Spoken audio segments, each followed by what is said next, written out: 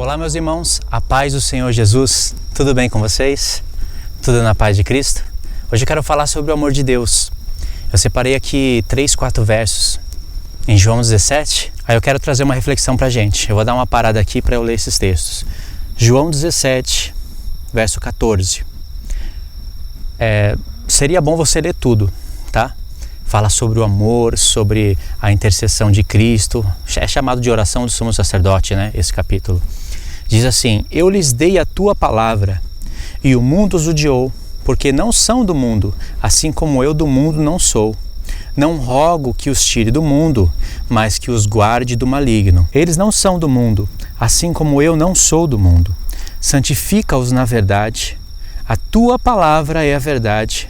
Assim como tu me enviaste ao mundo, também eu os enviarei ao mundo, e por eles eu me santifico, para que também eles sejam santificados na verdade. Só por aqui a gente vê o tremendo amor de Cristo. Só por aqui eu vejo o tremendo amor de Cristo por nós. O Pai ouvindo essas palavras do Filho: Pai, por eles eu me santifico, para que eles sejam santificados na verdade. E ele disse: a tua palavra é a verdade. Jesus se santificou por nós. Você sabia que a palavra de Deus mostra a vida do Senhor Jesus aos 12 anos? E depois não mostra mais. Depois vai aparecer o seu ministério a partir dos 30 anos até os 33,5 mais ou menos. Aonde que está a juventude de Cristo? Os seus 17, 18, 19, 20, 21, 22, 23, 24, 25 anos. O que ele estava fazendo? Você sabia que a palavra de Deus revela o que ele estava fazendo?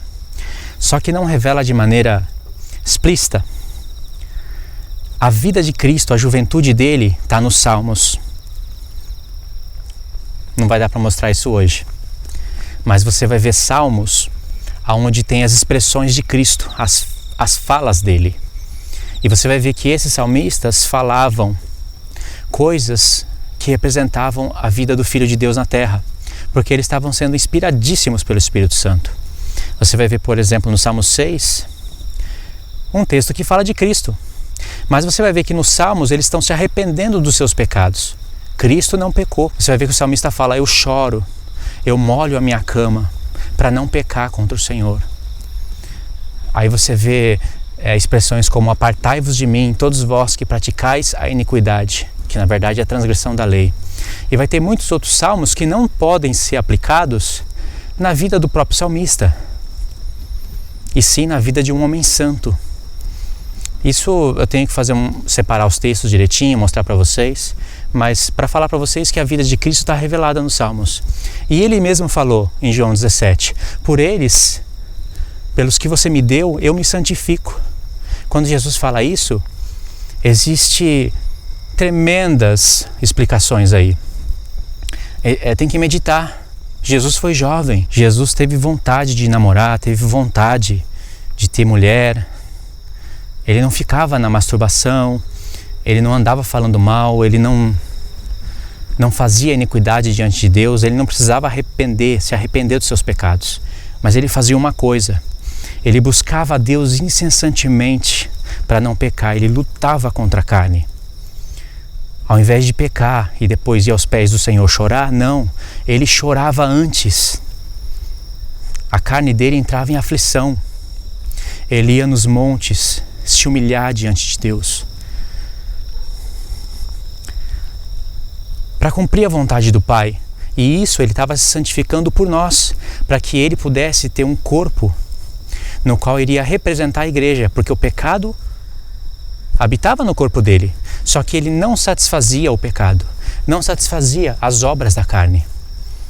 Ele foi tentado em tudo por nós, mas sem pecado.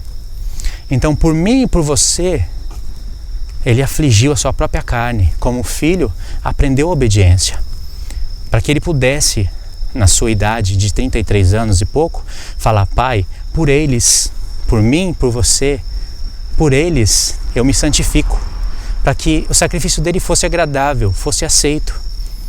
E a prova de que o sacrifício dele foi agradável e foi aceito foi que o Pai ressuscitou ele dentre os mortos. E o mesmo Espírito que ressuscitou ele vai nos ressuscitar também. É tremendo, né? Aí no verso 20 diz: Eu rogo não somente por estes, mas também por aqueles que pela sua palavra hão de crer em mim. E é nessa palavra que esses que hão de crer devem se santificar, para que todos sejam um, assim como tu, ó Pai, és em mim, eu em ti, que também eles sejam um em nós.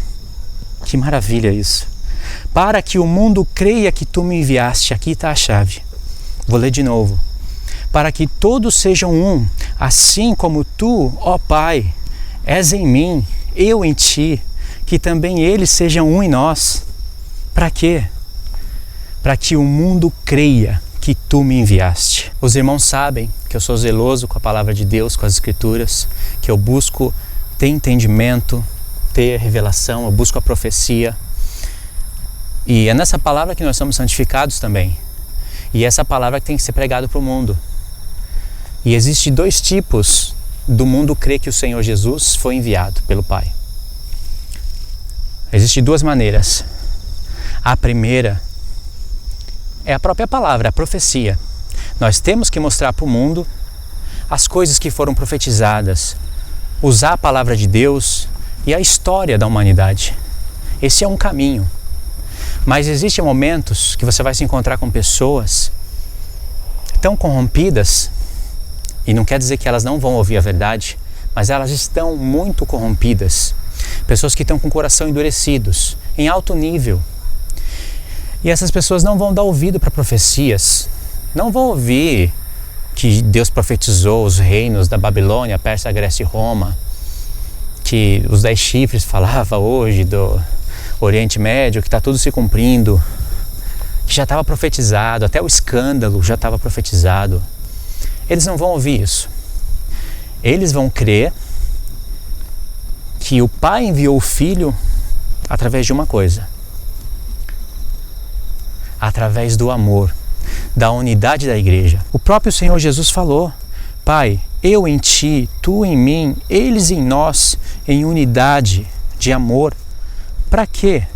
Para que o mundo creia que tu me enviaste. Esse testemunho tem que ser um testemunho tanto individual, na minha e na sua vida, como um testemunho entre irmãos, na igreja, na sua totalidade. Se a igreja estiver dispersa, batalhando entre si, fazendo guerras entre si, fazendo as coisas que os pagãos fazem, o mundo não vai crer que Jesus foi enviado. Ainda mais nos tempos de hoje, o evangelho está corrompido. Quantos canais no YouTube focados em falar mal de Deus, em falar mal de Jesus, em tirar o sarro dos cristãos. Você conhece o Felipe Neto? Felipe Neto é um homem muito conhecido no Brasil. Muitos vídeos dele é zombando dos cristãos, zombando da palavra de Deus, e não só ele, muitos outros. Fora isso, tem os ateus, os debates, as polêmicas, tem até os estudiosos da ciência negando o Pai, negando o Filho através da ciência. O mundo transgredindo a lei de Deus e a igreja fazendo guerra entre si. As nações desobedecendo a Deus. Aí sabe o que Deus vai fazer? Por causa disso, Deus vai enviar um império no mundo para castigar muitas nações e para castigar o povo rebelde. Lembra que Deus falou que levantou a Síria para castigar o povo, para castigar as nações da terra? Isso está em Naum, isso está em Sofonias, isso está em Isaías. Deus levanta a Síria para castigar muitas nações. O rei da Síria se colocou acima de todo o Deus da terra e quis se engrandecer sobre o Deus dos deuses. Aí Deus não deixou. Abriu sua boca arrogante para falar contra Deus. E falou. Mas Deus calou a boca dele.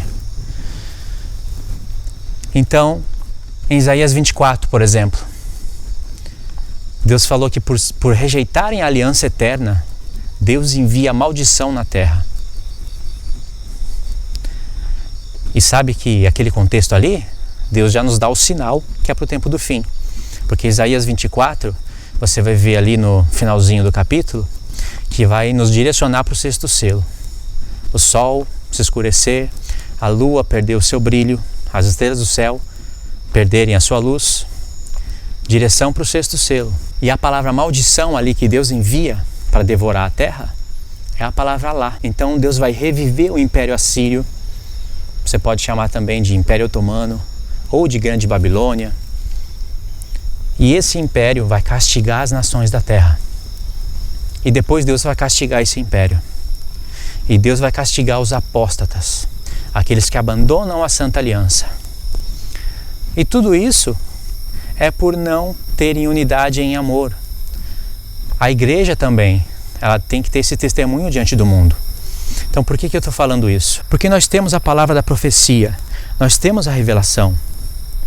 Mas às vezes a gente fica fazendo guerra entre si, fica fazendo guerra para ver quem é o chifre pequeno, de onde que ele vem. É claro que Deus quer que a gente estude, que a gente converse, as divergências vão existir, mas fazer guerra, viver disputando isso, tem coisas que tem que ser combatidas, né? Tem que ser combatidas mesmo, mas a gente não pode fazer guerra, a gente tem que ter o coração aberto. Fazer guerra, eu digo, perder o respeito, falar, você tá louco, você tá maluco, que o anticristo vai vir daí, vai vir de lá, você tá doido que a igreja vai passar pela grande tribulação, vai te converter, vai estudar a palavra. A igreja tá assim, soberba. Você não acha que a gente pode ser arrastado por esse pecado? Eu não creio em muitas coisas que os adventistas pregam. Para mim, ensinam errado, tiram o foco da verdadeira profecia, do verdadeiro reino que vai se levantar. Fazem da marca da besta o decreto dominical e fazem uma guerra com isso, sabe? Implantam na mente das pessoas que se elas não guardarem o sábado não vão ser salvas. E fazem de uma maneira sutil. Não é assim do jeito que eu falei, sabe? Diretamente. Mas deixa aquele enigma na cabeça da pessoa, sabe? É os mandamentos de Deus. Quem não guarda os mandamentos tropeça em todos. Aquele que disse isso, disse aquilo. E continua falando, não, pela graça sois salvos. Ou seja, são tantas confusões no mundo religioso e a igreja vai perdendo o amor,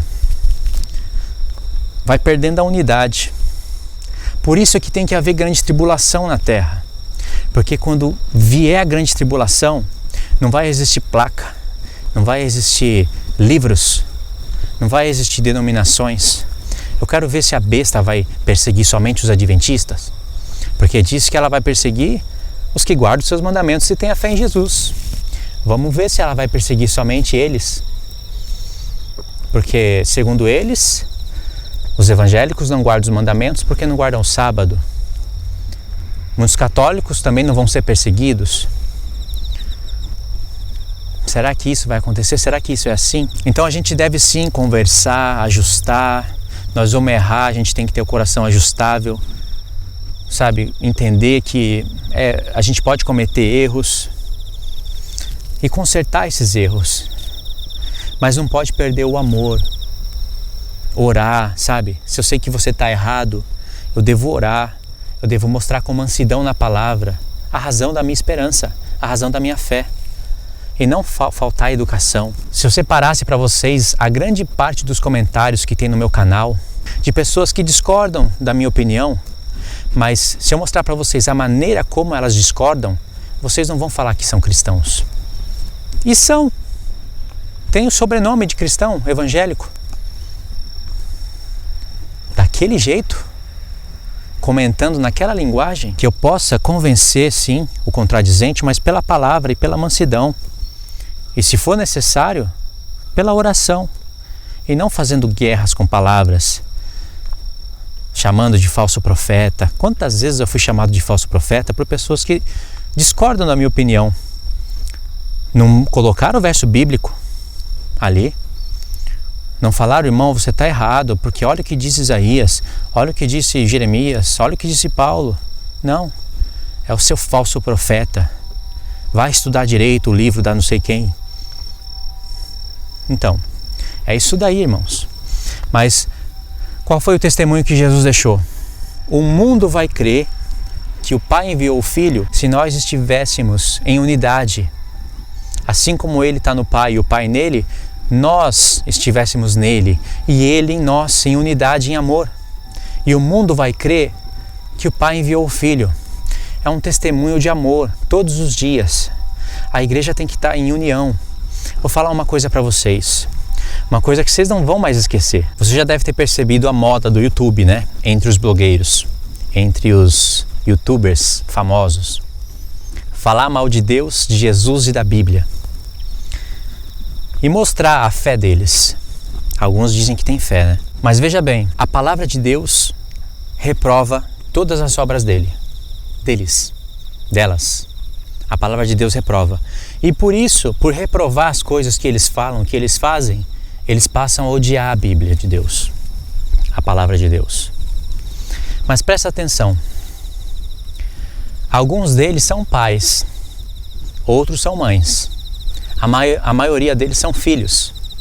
Eles, como filhos, já sentiram o amor do seu pai e da sua mãe. E muitos deles que são pais e mães dão amor para os seus filhos e eles querem que os seus filhos sintam o seu amor. Só que esse amor depende de um relacionamento onde você possa ver, tocar, ouvir. Só que o amor que nós aprendemos na palavra de Deus não depende da gente tocar no Senhor, da gente ver o Senhor. O amor, a gente sente ele. E não é uma coisa que, eu sinto o amor de Deus porque eu sinto. Tem a explicação. A fé, ela tem a explicação. Por causa das profecias, não é? Por causa das profecias que estão se cumprindo, nós vemos que a palavra de Deus é verdadeira. Nós podemos sentir o amor de Deus quando nós estamos orando. Você já parou para pensar? São milhares de pessoas que ajoelham à noite, de dia, e que falam com Deus. Será que estão todos malucos? Não é apenas 1, 10, 100, 1000, 10 mil, 100 mil, 1 milhão. São milhares e milhares de pessoas que dão o mesmo testemunho, que amam a Deus, que sentem o amor de Deus. E aí vem a moda dos YouTubers ateus dizendo que nós somos loucos. Porque você pode dizer, não, ninguém disse isso. Eu nunca ouvi eles falarem isso. Então como que se explica milhares e milhares de pessoas dizendo que estão sentindo o amor de Deus, que eles dizem que não existe, orando a Deus, estudando a palavra de um Deus que não existe? Só tem duas explicações. Duas coisas que vão fazer sentido. Ou está todo mundo louco, é uma febre, ou realmente Deus existe. E Ele não se revelou para todos, porque não são todos que abrem o coração para Ele. Você fala que sente Deus, que isso e que aquilo, mas eu não sinto nada, por isso que eu não acredito. Você não sente nada, eu sinto. Quando você diz que não sente nada, eu acredito. Mas por que você não acredita quando eu digo que sinto? Porque eu não acredito. Por que você não acredita quando milhares de pessoas sentem o mesmo que eu sinto? Tá todo mundo louco? Esse é o amor de Deus por nós. Os apóstolos do Senhor Jesus deram testemunho daquilo que eles viram, ouviram, daquilo que eles apalparam. Eles viram tudo isso. Nós não. Nós cremos, irmãos, por causa do testemunho dos 12 apóstolos. E os apóstolos acreditaram por causa do testemunho dos profetas. Os profetas creram por causa do testemunho de Deus, do seu Espírito Santo. Então, os apóstolos de Deus sustentam o testemunho dos profetas e nós sustentamos o testemunho dos apóstolos. E todos nós somos testemunhas de Cristo, sustentamos o testemunho do Senhor Jesus. O mundo tem que ver isso. Mas como que o mundo vai ver isso? Revelando quem é o chifre pequeno, os 10 chifres, revelando os conflitos no Oriente Médio e todas as coisas que já estavam profetizadas? Sim, mas não é só nisso. Nós temos que ser um em unidade. Como o pai é um com o filho é um com o pai, nós temos que ser um com eles. Assim como eles em nós. E estarmos em unidade, como está escrito em João 17, para que o mundo creia que o Senhor Jesus foi enviado. Você pode ser um expert em profecia e péssimo no amor. Tem pessoas que podem ser péssimas em profecias, mas expert no amor. Treinados em amor. E é claro que quando eu falo de amor, tem níveis, porque nós também amamos a Deus com o nosso entendimento. Amarás o Senhor teu Deus com todo o teu coração, com toda a tua alma, com todo o teu entendimento. Se você tem um bom entendimento, você acaba amando mais o Senhor. Presta atenção no que eu estou falando, hein? Não é contradição o que eu estou falando. Assim como a sabedoria de Deus tem níveis, o amor de Deus também tem níveis. Você quer ver um exemplo rápido de níveis na sabedoria de Deus? Em Apocalipse 13, Deus disse que há sabedoria em quem calcula o número da besta. E para calcular o número da besta, a besta tem quantas cabeças? 7. Você precisa conhecer tudo isso. E para você entender aquilo ali, que está em Apocalipse 17, 13, 17, você precisa conhecer toda a palavra de Deus, o trabalho de Deus dos reinos, a história da humanidade. Não é simples assim, calcular o número da besta. Mas Deus disse, Deus testemunhou ali a sabedoria. Por isso que em Apocalipse 17, quando vai falar de calcular as cabeças da besta, fala, aqui tem uma mente de quem tem sabedoria. Isso aqui está no grego. Na nossa tradução está assim, aqui é o sentido de quem é a sabedoria. Mas no grego a palavra sentido é a palavra mente que está ali no texto. E o que está ali no texto é o seguinte, aqui há uma mente de quem tem sabedoria. As 7 cabeças são 7 montes, que são 7 reis. 5 caíram, um ainda existe, o outro ainda não veio. Quando vier tem que durar pouco tempo. E começa a falar do 8º rei, tudo aquilo, todas aquelas figuras tremendas. Deus disse, tem sabedoria ali. Mas será que é só isso? A sabedoria de Deus se restringe em você calcular a besta? Não. Você vai ver vários salmos, vários profetas testemunhando outros lados da sabedoria de Deus. E um homem que escreveu sobre isso é o grande Tiago. Uma carta só de 5 capítulos e repletas de revelações. Tiago fala, se alguém tem sabedoria, mostre através de mansidão de palavras.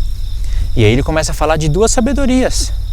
Ele fala que uma é do alto, a outra é de baixo, terrena, animal e diabólica. E aí ele fala que a sabedoria do alto, ela é tratável, ela é mansa, sabe? Ela nos mostra a palavra correta. Ela, no lugar da gente se irar, a gente clama ao Senhor. Ela é tratável, né? Ela trata com as coisas da justiça, com os frutos do Espírito Santo. Essa é a sabedoria que vem do alto. E é por isso que Tiago fala, mostre através de mansidão de palavras. Tiago não falou, mostre a sua sabedoria através de conectar todos os profetas e entender as revelações. E é claro que o fato dele não ter dito isso não quer dizer que isso não faça parte da sabedoria, porque você sabe que faz. Mas o apóstolo Tiago estava tratando ali de uma igreja péssima em boas obras, péssima no testemunho do Senhor.